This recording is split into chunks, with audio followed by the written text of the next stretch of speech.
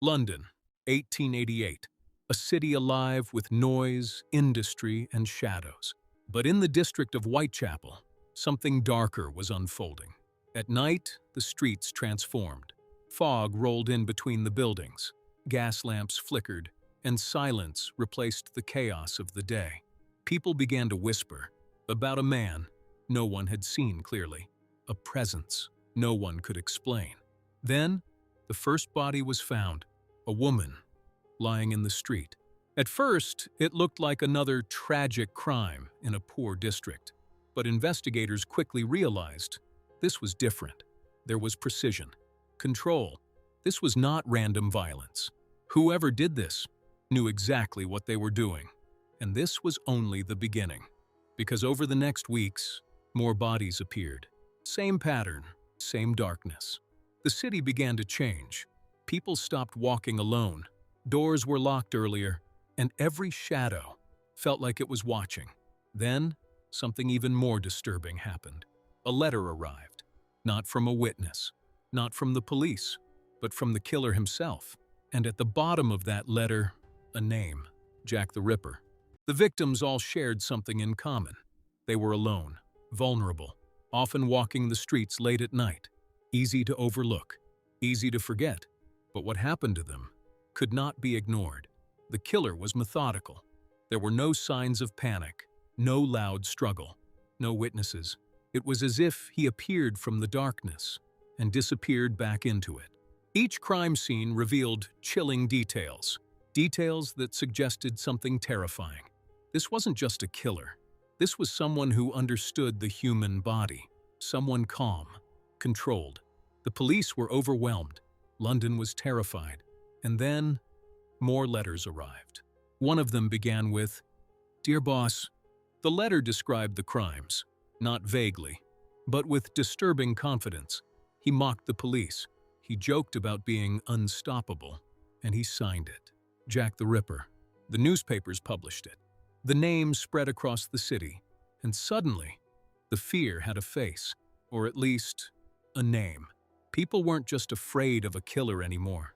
They were afraid of a legend in the making. The investigation became one of the largest in London's history. Hundreds of suspects, thousands of interviews. Every lead followed. Every theory explored. Some believed the killer was a doctor. The precision of the attacks suggested medical knowledge. Others thought he was a butcher, someone used to working with knives. Some believed he was a local, familiar with every alley, every escape route. But there was one terrifying possibility. What if the killer wasn't hiding? What if he was living a normal life, walking among everyone else during the day, invisible, unnoticed? Then came the most disturbing part. Some letters included details that had not been released to the public. How could the writer know? Was it really him, or someone trying to imitate him? The confusion made things worse. The police didn't just have one mystery. They had dozens, and while they searched, the killer stayed silent, watching, waiting, or maybe he was already gone. And then, just like that, it stopped. No final letter, no warning, no explanation. The killings ended as suddenly as they began. The man who had terrorized London simply vanished. At first, the police believed it was only a matter of time. They thought they would find him, catch him, expose him. But days turned into weeks, weeks into months, and slowly, hope faded. There were no more bodies, no more letters, no more signs. It was as if Jack the Ripper had disappeared into the fog forever. But that's what made it even more terrifying, because a killer like that doesn't just stop, not without a reason. Some believed he died. Others thought he was arrested for another crime under a different name. And some believed something far more disturbing, that he never left at all, that he continued living in London, blending in, watching, a normal man by day, a monster by night, someone people passed in the streets, without ever knowing who he really was. Over the years, countless suspects were named, doctors, writers, even members of the royal family. Each theory sounded possible.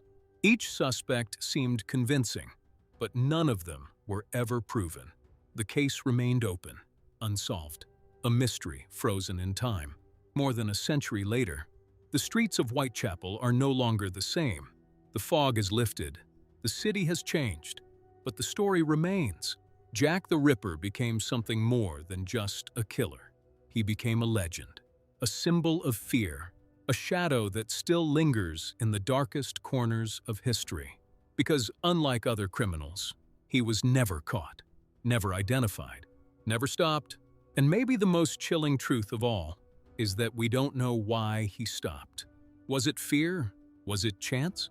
Or did he simply decide it was over? That question has never been answered, and perhaps it never will be, because somewhere in the silence of that cold London fog, the truth was buried, and with it, the identity of one of the most terrifying killers the world has ever known. So even today, we are left with the same question people asked in 1888. Not how, not when, but who was Jack the Ripper?